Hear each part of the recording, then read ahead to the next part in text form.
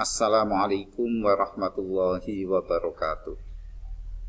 Bismillah, nahmaduhu wa nasta'inuhu wa nastaghfiruh wa na'udzu billahi min syururi anfusina wa min sayyiati a'malina may yahdihillahu fala mudhillalah wa may yudlilhu fala hadiyalah.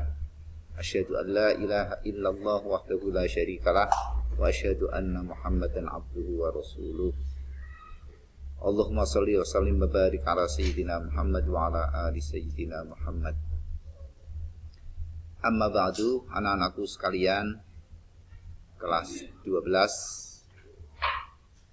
Alhamdulillah pada kesempatan ini kita dapat bertemu meskipun hanya lewat daring dalam jaringan. Dalam proses pembelajaran ini saya akan menyampaikan bab 1 tentang konsep usul fikih. Oke. Sebelum mempelajari semuanya, tentunya kita akan lebih dekat ketika kita tahu tentang kompetensi inti. Kompetensi inti. Yang paling pokok pada kompetensi ini adalah nomor 3 dan nomor 4. Bagaimana kita bisa memahami, menerangkan, menganalisis, mengevaluasi dan selanjutnya. Kemudian setelah itu kita dari pemahaman yang kita peroleh, kita mampu mengolah dan mengembangkan, menyajikan kepada orang lain dan sebagainya sebagai wujud perkembangannya. Untuk kompetensi dasarnya, kompetensi dasar untuk yang pertama itu kan kaitannya dengan ibadah, yang kedua tentang bagaimana potensi diri, kemudian yang ketiga ini kaitannya dengan kognitif. Bagaimana kita mampu menganalisis konsep usul fikih.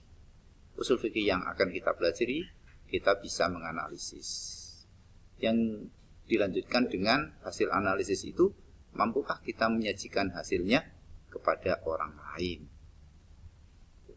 Itu kompetensi yang akan kita capai. Indikator.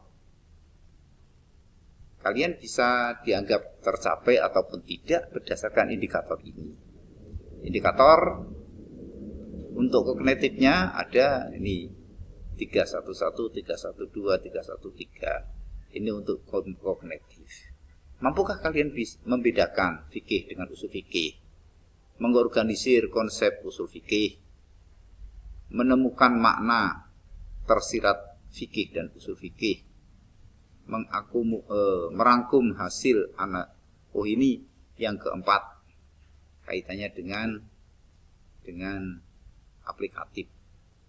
Hasil setelah nomor 3, bagaimana kalian memahami, baru kalian bagaimana bisakah kalian merangkum, kemudian mempresentasikan hasil apa yang kalian dapat kepada orang lain.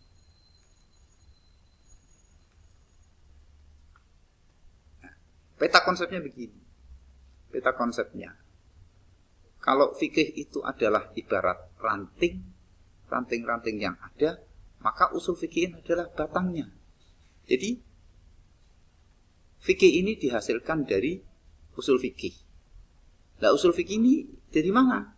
Usul fikih dari akar.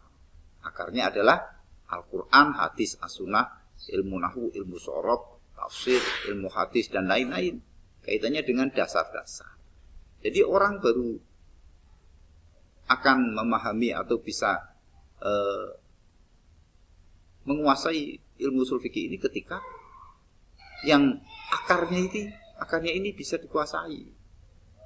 Akarnya bisa dikuasai kaitannya dengan Al-Quran, hadis, ya, ilmu nahwu, ilmu sorof, ilmu tafsir, ilmu hadis, dan lain-lain. Banyak ini persyaratan untuk bisa melaksanakan ilmu usul fikih. Pengertian fikih. Sekarang mulai dari fikih.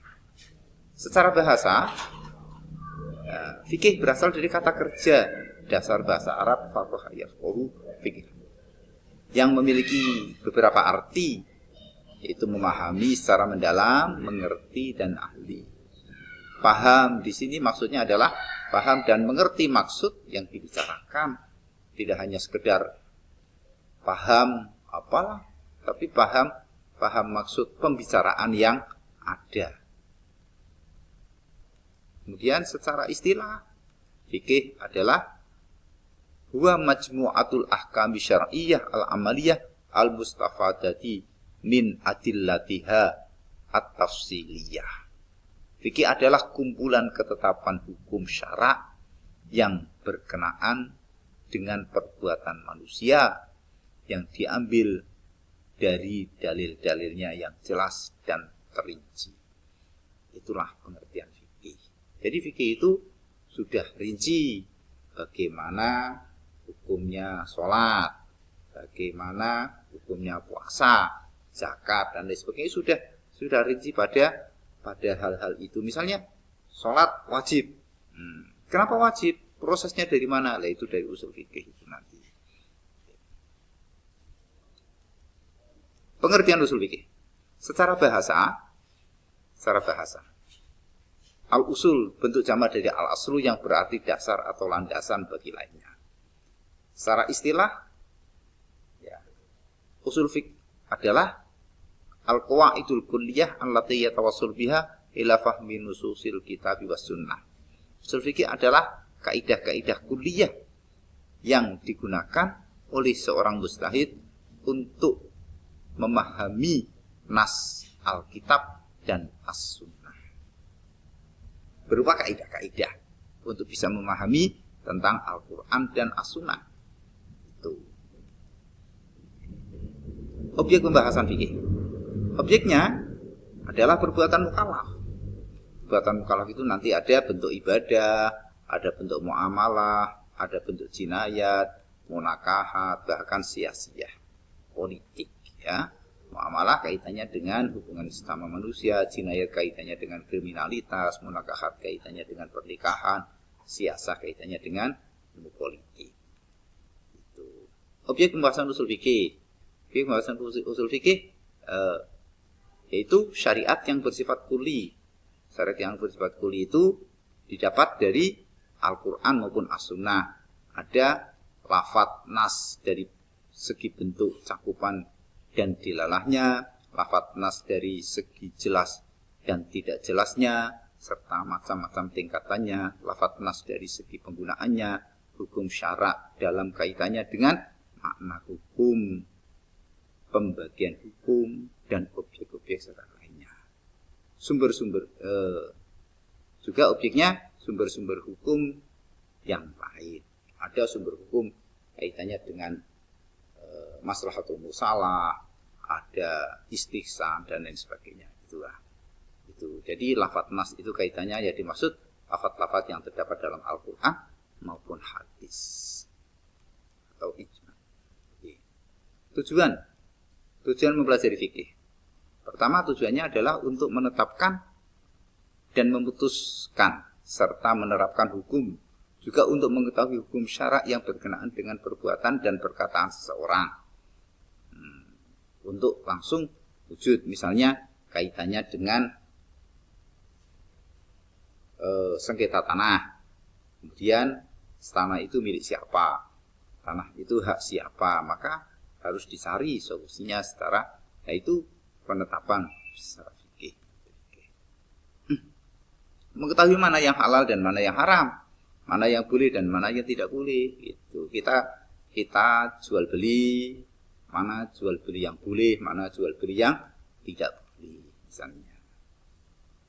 Kesemuanya itu merupakan kebutuhan manusia agar tercipta kemaslahatan dalam hidup dan kehidupan manusia baik di dunia maupun nanti di akhirat. Ya, fikih itu tujuannya mengatur kaitannya dengan antara manusia dengan manusia, manusia dengan Tuhannya, agar manusia sejahtera dunia dan akhirat. Adapun tujuan mempelajari usul fikih, bagaimana tujuannya? Agar kita mampu menyelami hukum-hukum Allah dengan baik dan benar, agar dapat diterapkan dalam kehidupan nyata setiap hari.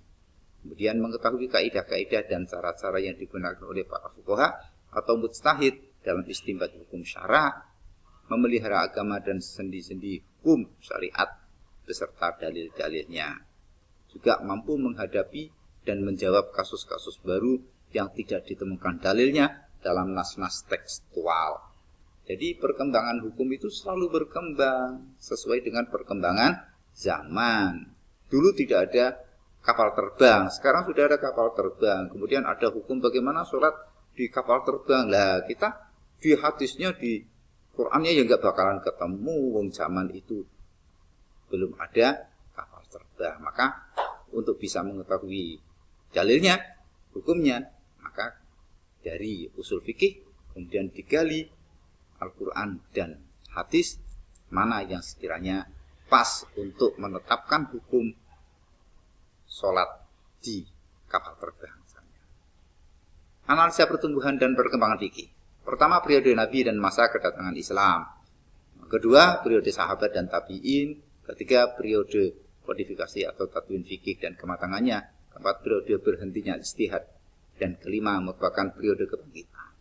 Jadi periode Nabi semuanya masalah fikih atau sering disebut tarikh tasyrik. Tasyrik yang pertama ada pada kekuasaan Rasul, kemudian pada periode kedua yaitu pada sahabat dan para tabi'in, kemudian ketiga pada para ulama, dan selanjutnya kemudian keempat proses ijtihad yang jumud, berhentinya